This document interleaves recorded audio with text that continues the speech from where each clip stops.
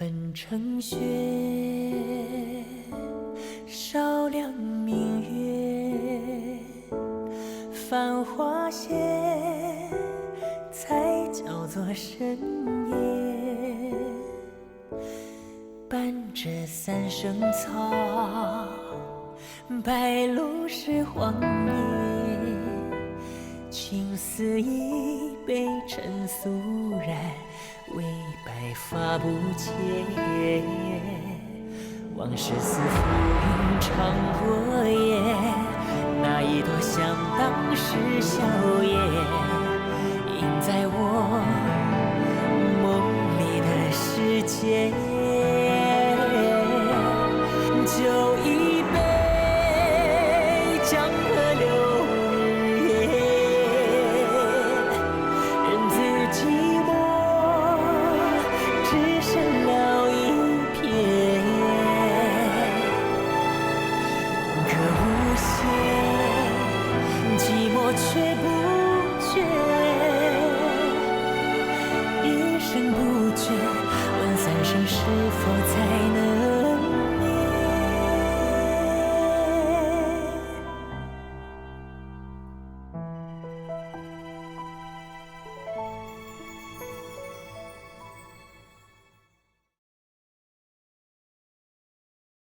爹，我已经离开一家了，您不能再逼女儿了。不是爹要逼你，是他们一家的人要逼死你爹。我活到这把年纪了，只有你弟弟这么个儿子，如今却让易连胜给杀害了。而易连胜，他现在更想要的是你爹我的这条老命。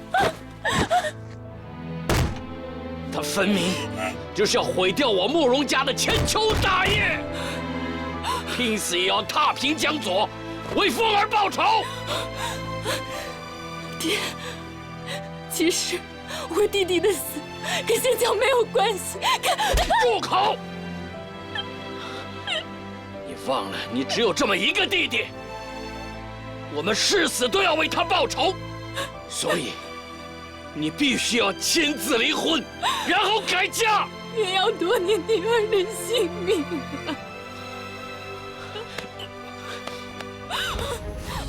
你给我听清楚了，你这条命本来就是属于我们慕容家的。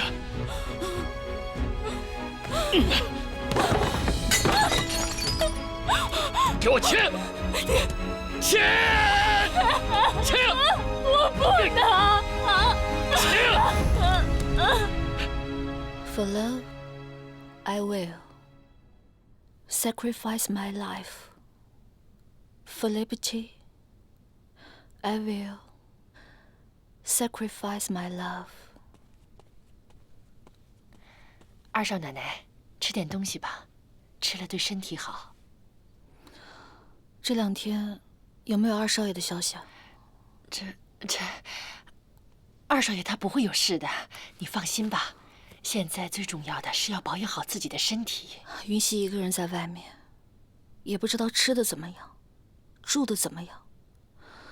我这颗心啊，就总这么悬着，放也放不下。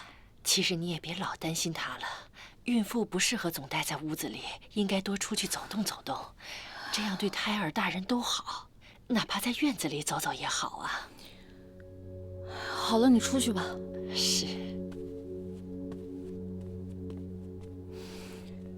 云溪，你可千万不能出事。你都已经快要当爸爸了，我不希望我的孩子一出生，他就没有爹。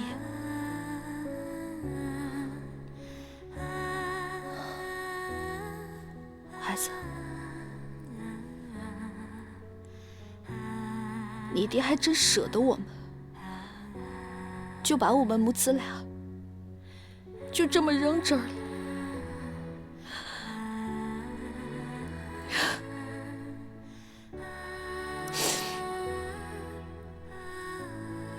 云溪，到底在哪儿？你到底想干什么？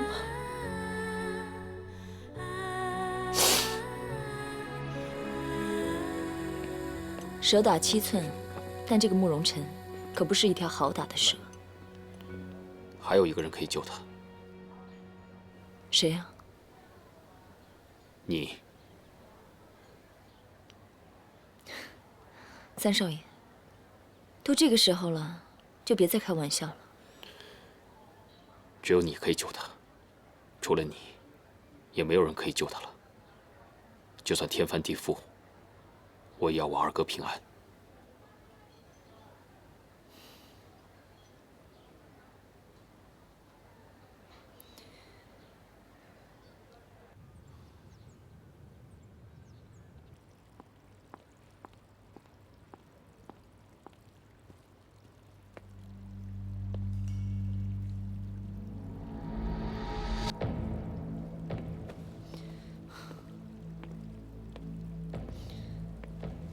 玉莲胜，你怎么来这儿了？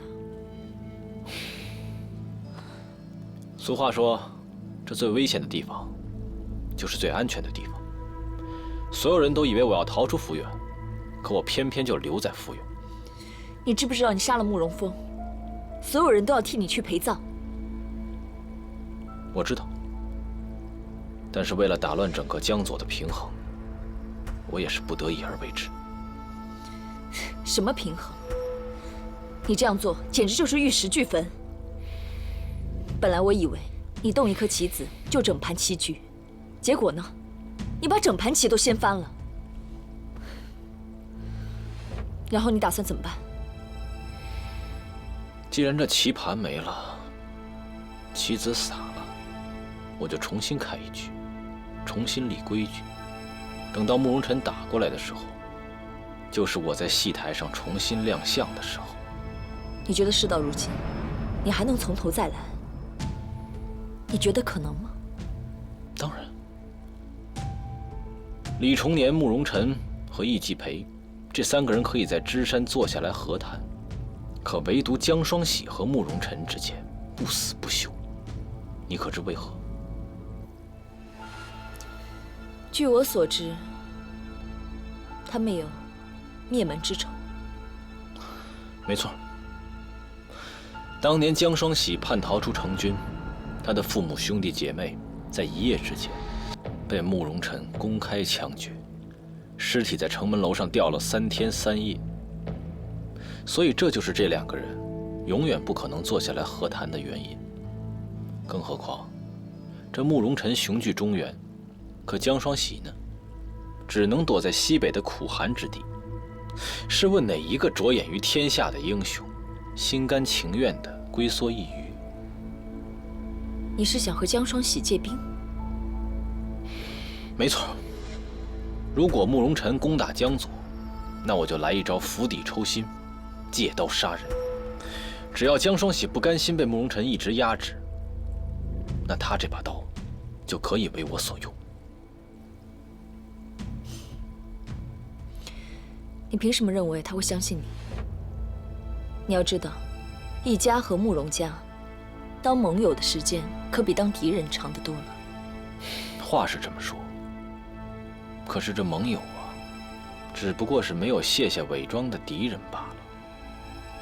只要我的条件够丰厚，那江双喜就一定会借兵给我，而我也有资格跟他们谈条件。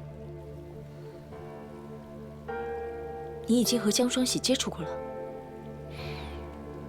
没错，不过准确地说，是奉了大帅的命令去做的。多年前在前平，我跟江双喜有过一面之缘，互相约定共谋大事。若慕容尘攻打江左，这江双喜就可以趁机东进。只不过当时我年少轻狂，觉得此等手段不够光明磊落。可现在看来啊，这江还是老的辣，看得足够深远。慕容尘之所以坐下来和谈，也是因为顾及到背后的江双喜。现如今，这慕容峰死了，慕容尘一定会挥师江左，而我就可以跑到西北，跟江双喜见面，助他一臂之力，夺取中原。我不明白一件事，你为什么要明目张胆杀了慕容峰？你明明可以嫁祸给李重年，或者易连凯。闵小姐有所不知啊，我跟江双喜之间虽有约定，但毕竟是多年前的事情。现如今我要找他，总要纳个投名状。如今整个江左的人都知道，是我易连胜杀了慕容峰，到了江双喜那边，我也好说话，不是？这算盘打得真好。不过，现在整个府远都在找你，你怎么去西北？我有你在。你凭什么觉得我不会把你交出去？我可是李重年的人。如果你要把我交出去，那李重年一定会把你拖下水的。为什么？现在慕容峰死了，你把我交出去，我就可以趁机昭告天下，说是李重年派你协助我杀了慕容峰。到那个时候，你就是我的同谋。那慕容成凭什么相信你呢？想想看吧，慕容辰唯一的儿子死了，他的神智早就被怒火所烧光了。你以为现如今的慕容辰还是那个风光睿智的成军大帅吗？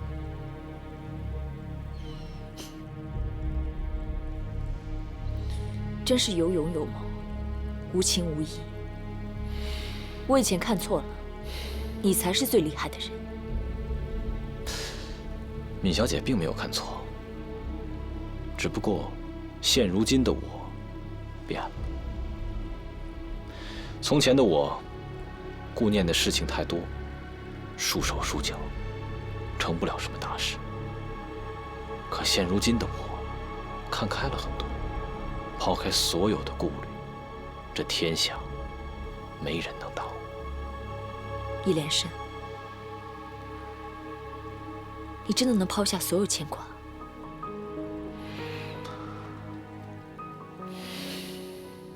易连胜、张锡坤残留的部队已经被全部收编了，交由江敬义来妥善处理。这张家在抚远政坛一向扎根颇深，你这一下就抓了张锡坤和张林芷，人家张家人一点反应都没有。有反应又如何？现如今战事一起，谁手里有兵权，谁就有说话的权利。易家给过他们张家联手说话的机会，是他们自己不要。那好，以后张家就再也不用说话了。到了这个时候，你还在打着张家的主意吗？政客当然不是用来打仗的，是用来安抚民心的。张锡坤是福州的主席，你把他打入了大牢，那现在政府谁来主事？这主事的人是否又能独当一面呢？这一点你倒可以去问问我大哥。原来政府上主持大局的是大少爷，那可是太好了。不过呢，这段时间可就要辛苦他了。抚远刚刚遭到了炮击，如今又大战在即。如果抚远再掀起难民潮，激起民变，那么我们这些官兵将如何在前线安营扎寨，静候敌军呢？姚师长，这一点您可以尽管放心。我大哥在主政方面颇有天赋。报告。进。少帅，成军已经停止进军，驻扎在江北。他们送来了这个，下去吧。看来这石不算还真有两下子，居然可以劝和慕容辰。这么说，如果接下来只要我们抓住了易连胜，就可以促进和谈了。嗯。出什么事了？怎么了？是石不算。我知道是石不算，他怎么说的？他以后再也没有说话的机会了。没错，从此世上就没有石不算这个人了。那这文件上是怎么说的？ 3天之内交出凶手叶连胜，否则兵发江左，玉石俱焚。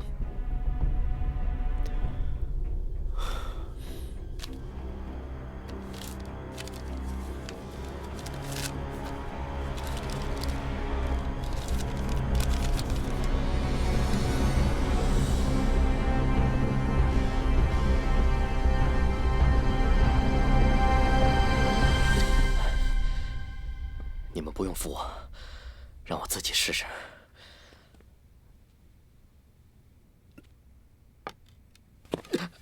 大少爷，大少爷，不用扶我，走开，出去，出去，快！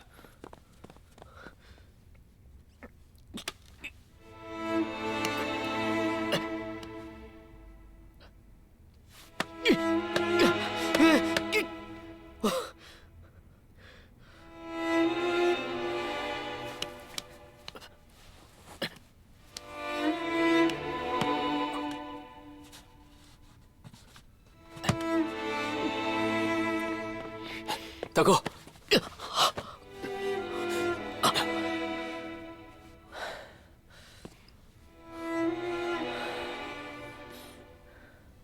大哥，你这是干什么？以前你大嫂在的时候，我可以完全依赖她。如今你大嫂走了，我才知道自己给她的负担有多重。我虽然瘫痪了，但是最起码学着自己站起来。你看，我找人做了一副拐杖，最起码可以支撑着我往前走几步。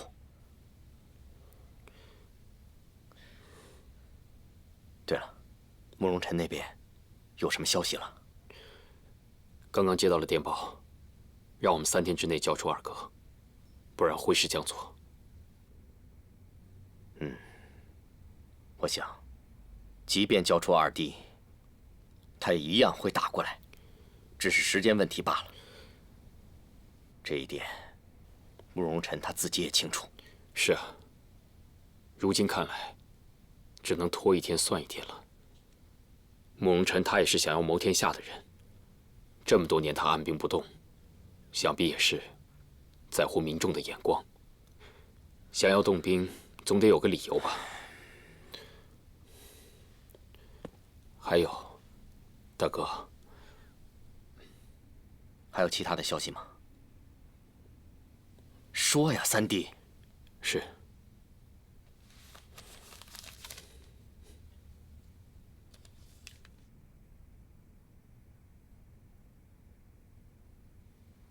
三弟，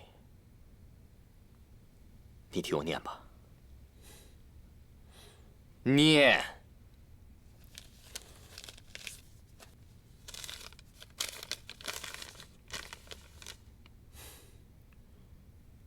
离异之后，双方恩断义绝，各切根蒂。从此脱离夫妻关系。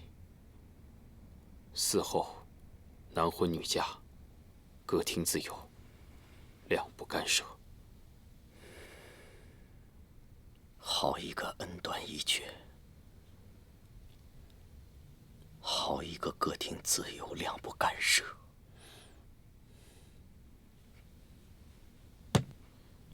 好啊，大哥，我现在就把这封信原封不动地寄回给慕容晨，我看他能怎么样。不用了。自从你大嫂走的那一刻，我就知道会是今天的结果。给我吧，给我，为了你大嫂，也为了我。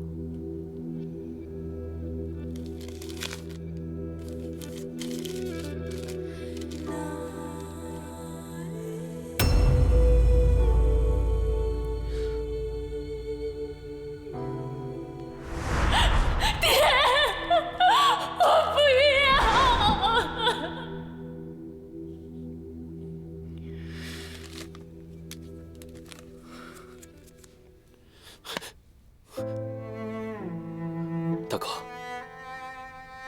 你真的想好了吗？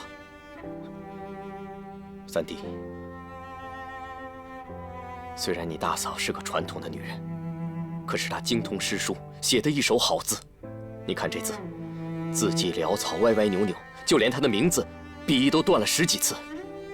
这不是她自己写的，是别人抓住她的手，一笔一笔添上去的。你大嫂终究还是放不下我呀。可是在我看来，能看着她平平安安的，我就心满意足了呀。三弟，这只怕是我和你大嫂最后一次头挨着头，肩并着肩了。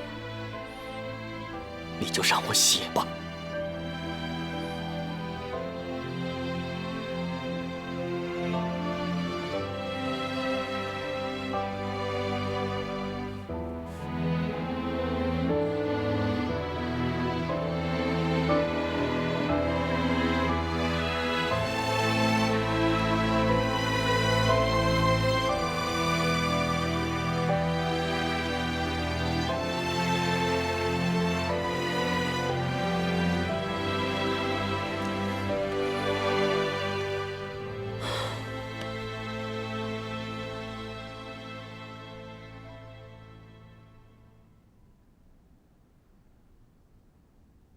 看来这慕容晨是铁了心的要打过来啊，根本没有商量的余地啊。商量？慕容晨就这么一个宝贝儿子，现在死了，能给你时间让你去抓凶手，已经是天大的恩赐了。哎，傅先生，你老拿着那破照片看什么呀？你能看出什么来啊？啊？饿了。饿了？嘿，老姚，你听见了吗？他说他饿了，他拿着死人照片，他跟我说他饿了。不是我饿了，是慕容晨饿了。如果慕容峰没有死，这联手的局面绝对不会破。但是现在慕容晨想要进兵江左，势必会从政坛入手。其实我早就料到这一点了。所以我已经花重金买通了10几个亿元。哼，这下倒好，银子白花了。慕容晨现在带着成军，直接压在了江北，他根本没想跟我们谈判，他就是想用武力统一江左。是，但这次慕容晨他挥师南下，拿下的很有可能不止一个江左，恐怕连李大帅还有天盟会都可能自身难保。这眼看一天就要过去了，连个人影都没抓着。要是再抓不住易连胜，就只能把易连凯绑了，给慕容晨送过去，好拖延几天，让大帅早做准备。不行不行，人家三少爷什么都没干，你把他送给慕容晨去解恨，这三少爷多冤呐！父债子偿，夫债妻偿，兄债弟偿，这自古就这规矩，有什么冤不冤的？你根本就不知道，这易连胜跟易连凯根本就不是亲兄弟。据我所知，这易连胜的亲爹是当年江左的那个吴胆，是易家的六爷，既不是同胞同胎，又不是同父同母。你把三少爷送过去，还不如把大少爷送过去呢。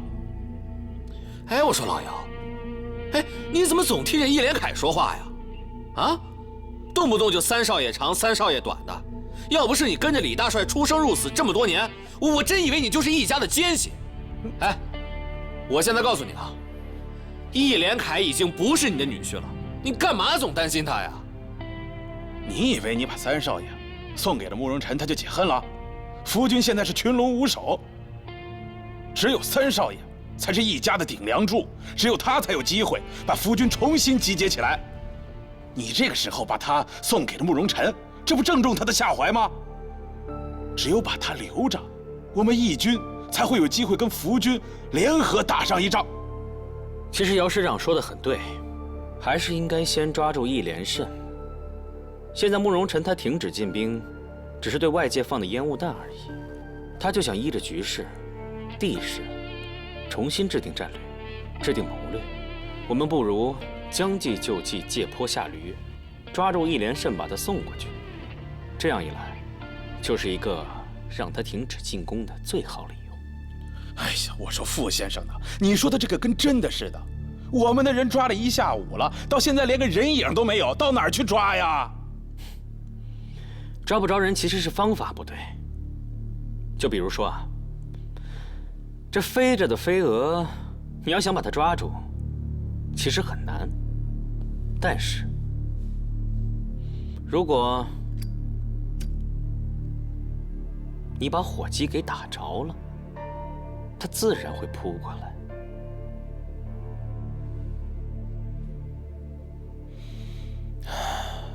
可问题是，谁是这一连胜的灯火呢？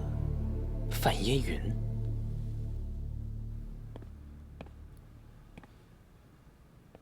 你不去城里督着搜查，来我这干什么？我有事要跟你谈。还有什么事情比平息慕容晨的愤怒更重要？我就是要说这件事。现在想要抓住易连胜，无非2个方法：第一，敲山震虎。可是现在我们满城搜捕，并没有发现他的影子。那看来这招根本不管用，只是在浪费时间。所以只剩下另外一个办法。就是请君入瓮。你要干什么？也许这就是宿命，或者是诅咒。咱们师门之间可能只能相互利用，斗个你死我活。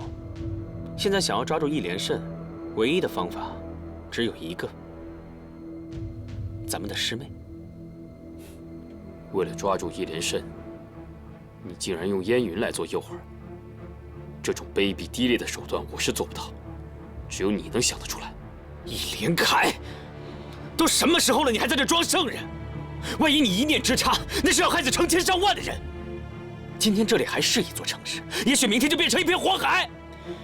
反正现在我们是骑虎难下，没有别的办法了。好，但是你要答应我一件事情：如果你伤害到了烟云，别怪我对你不客气。这点你大可放心，他是师父在世上唯一的姑息，我定会保他安全。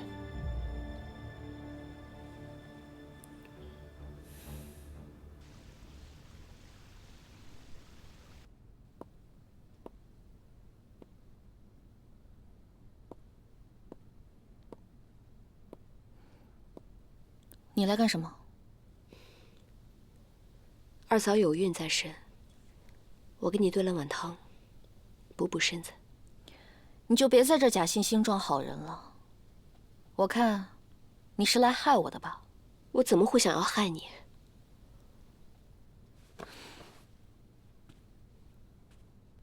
我之前那样对你，你就不恨我吗？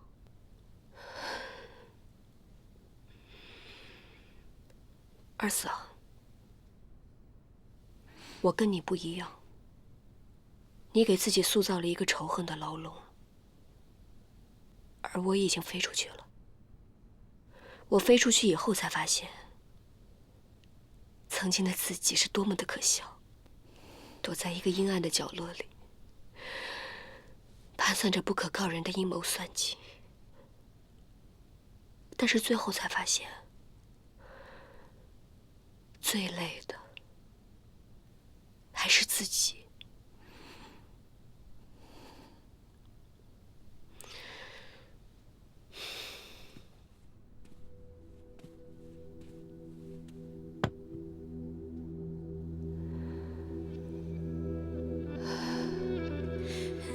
二嫂，我已经不是以前那个秦桑了。现在的秦桑会宽容，会放下，会爱。你也用不着担心我会对你们母子做什么，因为你们现在如何，将来如何，跟我秦桑一点关系都没有。秦桑，我这辈子都不会原谅你的，我永远都不会原谅你的。你给我出去！你再也不要进我的房间了。二嫂，你现在也是有身孕的人，就不能学会放下吗？你可以骂我，可以恨我，但是为了二哥，为了孩子，你多保重。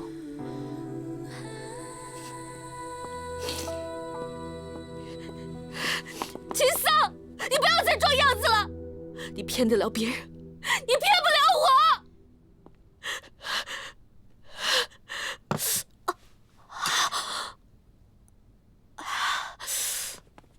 阿少奶奶，阿少奶奶，你怎么了？我马上去叫人。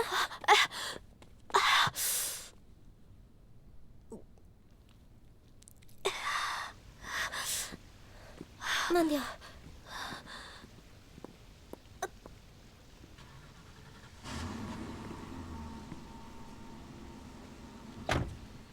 二嫂继承了范先生的聪明，也继承了他的倔强。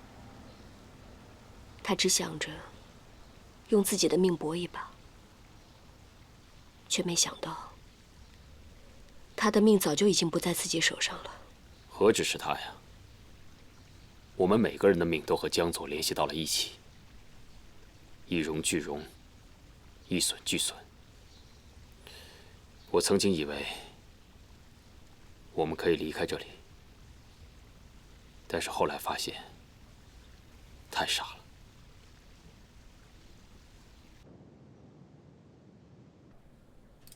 哦，没什么事儿，可能啊，你最近吃了些寒凉的东西。这些日子我吃的东西都是由专人送过来的，而且菜样也和之前没有多大变化。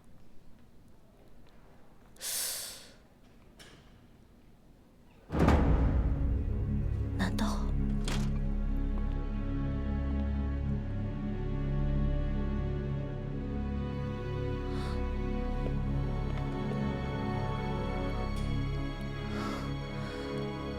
兰波，你竟然利用我！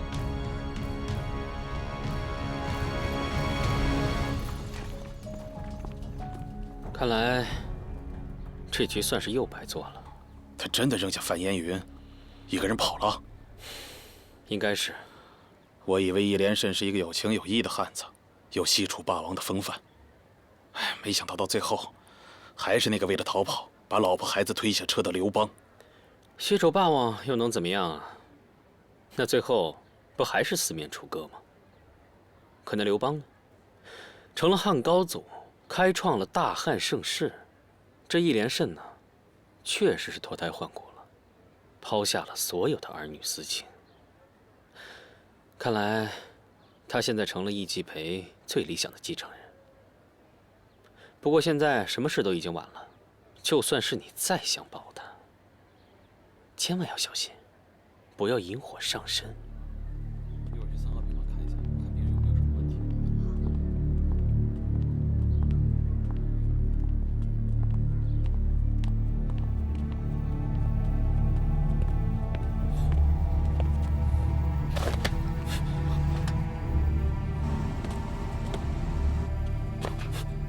二哥，有埋伏。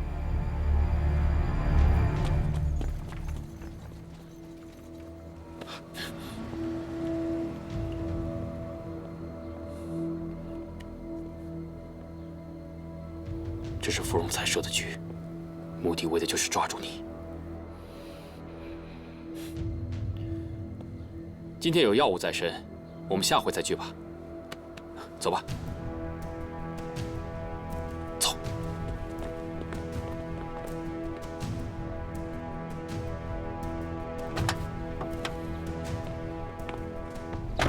站住！怎么了？刚才那人谁啊？我的一位同窗好友，好久没见了。我说今天有要务在身，不便相聚，改日再聊。同窗好友。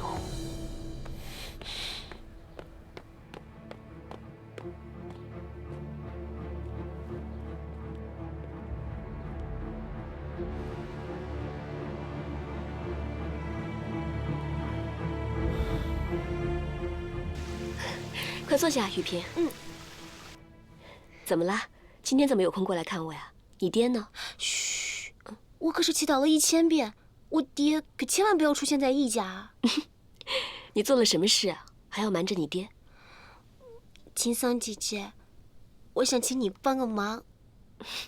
找我帮什么忙啊？还搞得这么神秘。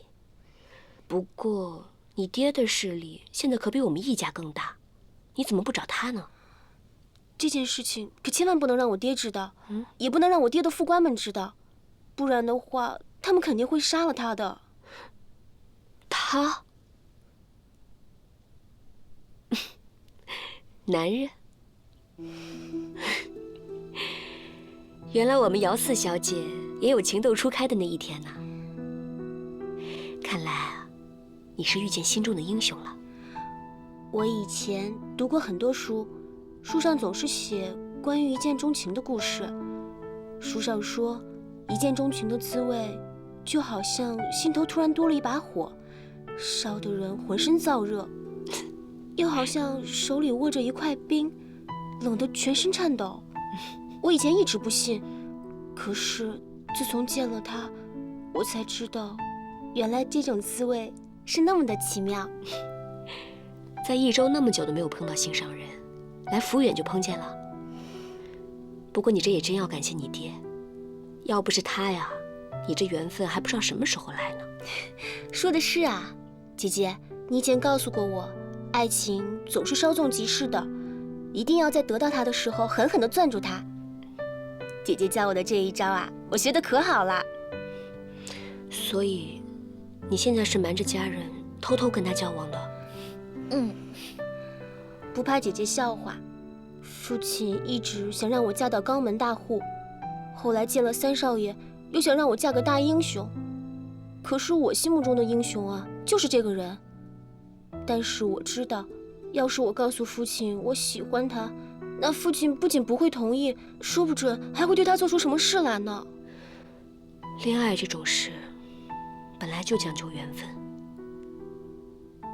不过要是有家里的阻力，倒确实麻烦。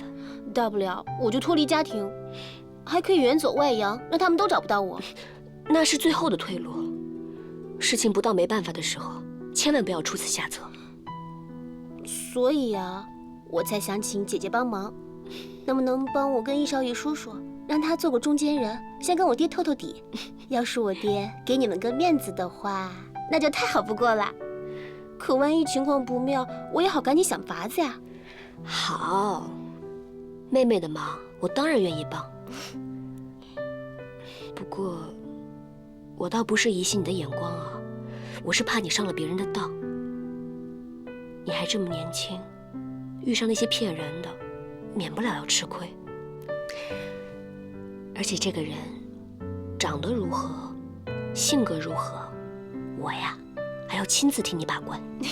那真是太好了，姐姐，我懂你说的意思。不过他现在不能出门，但是我可以带姐姐去见他呀。不能出门？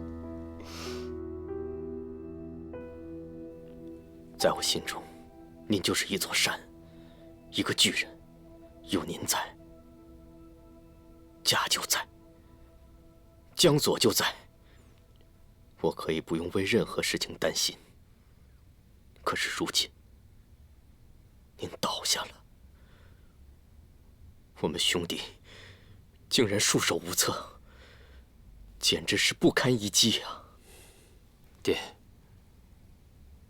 您在多少人眼里都是铁血无情的大帅。可我记得您第一次教我挥剑的时候，那时候我人还没有剑考，但您非常耐心的一招一式的教我挥剑。可如今我可以随意的挥剑了，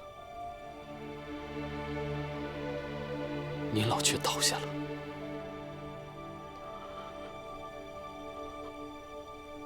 今天我们要像从前一样，在你面前商量一件事，一件很难抉择的事情。爹，我今天遇到了二哥，但我把他放了。您一定在心里骂我优柔寡断吧？三弟，你知道吗？你放走了二弟，会给江左带来多大的祸患？大哥，我当然知道。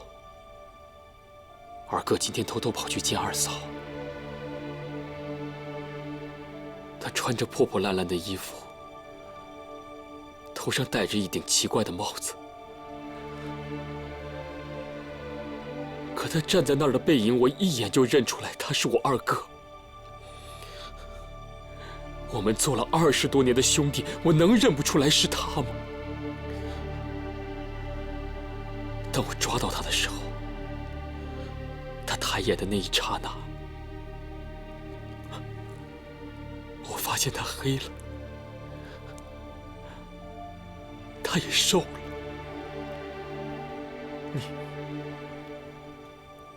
你可以先绑了他。你叫我怎么绑？他是我二哥呀，大哥！我能用我二哥的命去换其他人的命吗？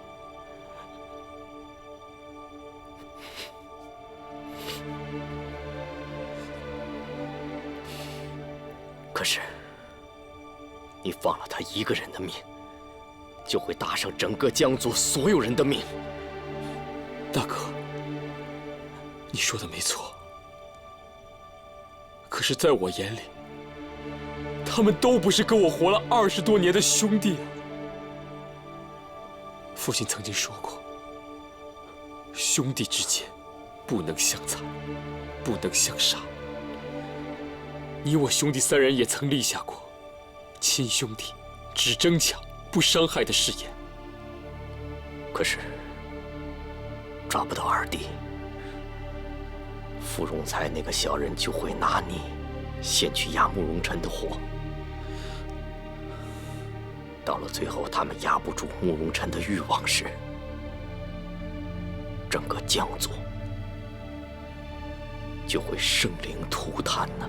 那大哥，我问你，如果今天是你遇到了二哥，你会亲自把他送出去吗？大哥，我叫了他这么多年的二哥，他叫了我这么多年的三弟，仅仅几个朝夕，让我忘掉这20年的过往。大哥，三弟做不到。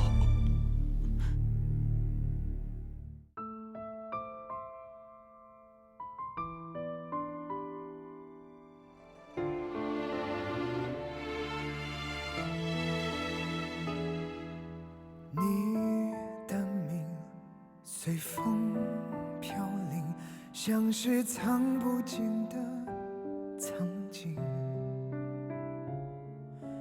爱情不过是一场输赢，天下为你一人无情。你的心化作约定，像是听不见的驼铃，到头来都是羁绊人心。前世今生翻涌不停，我锁你锁心，锁不住梦醒，一生不敌天涯无垠。我放你放尽，放不出决定，来世再赴。